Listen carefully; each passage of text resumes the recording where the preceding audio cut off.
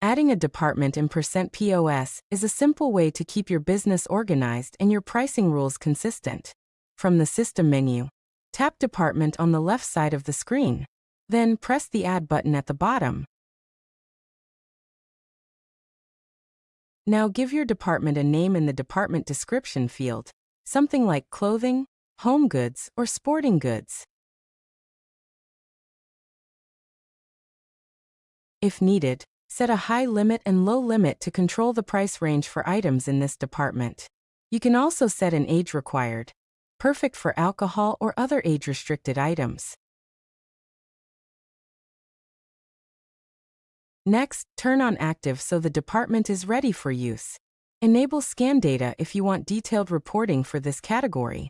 And if you use flip charts on your ordering screen, check flip charts so these items display automatically for quick selection. In the Item Defaults tab under Departments, you can set standard properties that will apply to all items in that department. Taxes.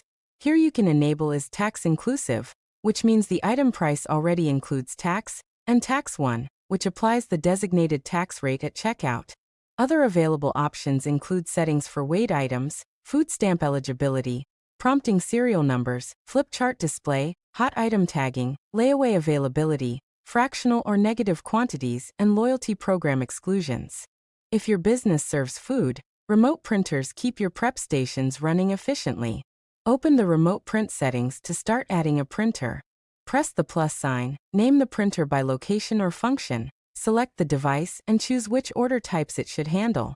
Save your changes, and now orders from that department will automatically print at the correct prep station. Once everything looks good, tap Save. Your new department is now ready to be assigned to items, making it easier to manage pricing, reporting, and service flow. With Percent POS, adding departments keeps your menu structured, your team organized, and your service running at full speed.